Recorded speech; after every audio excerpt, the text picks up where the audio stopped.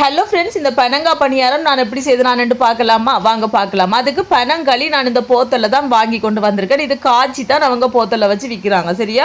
இப்போ இந்த பனங்களியை கிண்ணத்தில் ஊற்றியாச்சு. இதுக்கு கொஞ்சமாக உப்பு, கொஞ்சமாக ப்ரௌன் சுகர் சேர்த்து நல்லா கலந்து விடுறேன். சீனியை பார்த்து போடணும். என்னென்னா பனங்களியும் இனிப்பாக இருக்கும், அதால் கணக்காக பார்த்து போடணும். அதுக்கு பிறகு பார்த்தீங்கன்னு சொன்னால் மா சேர்க்குறேன். கொஞ்சம் கொஞ்சமாக ஆல் பர்பஸ் ஃப்ளோர் அந்த மாதிரி தான் எடுத்துருக்கேன். அவிக்காத மா அதை கொஞ்சம் கொஞ்சமாக சேர்த்து நல்லா பதமாக கரைச்செடுக்கணும், குழச்செடுக்கணும். ஆக கூடவும் கூடாது, ஆக குறையவும் கூடாது. நாங்கள் எடுத்து எல்லாத்தையும் குழச்சி போட்டு எடுத்து போடும்போது இந்த மாதிரி வரணும். இப்படி குழைக்கணும். எல்லாத்தையும் பண்ணி குழைச்சாச்சு. அங்கெல்லாம் சட்டியில் எண்ணெய் சூடாயிட்டு அதுக்கப்புறம் கொஞ்சம் கொஞ்சமாக போட்டு பொரிச்செடுக்க வேண்டியதான். அடுப்பை வந்து நான் மீடியம் ஹீட்லாம் விட்டுருக்கேன். கூட்டையில் கூட்டினா வெளியில் கருகிரும், உள்ளுக்கு அவியாது. அதால் அடுப்பை நல்லா தணிச்சிட்டு பொரிச்செடுக்கிறதா நல்லா. ஏற்கனவே நான் பனங்காய் புளிஞ்சு எப்படி பனங்காய் பணியாரம் செய்கிறேன்னு பெரிய வீடியோ போட்டிருக்கேன். வேணுமெண்டா பாருங்கள். இப்போ சூப்பரான பனங்காய் பணியாரம் ரெடி. கண்டிப்பாக நீங்களும் செஞ்சு பாருங்கள். வீடியோ பிடிச்சிருந்தா மறக்காம சேனலை சப்ஸ்கிரைப் பண்ணுங்கள்.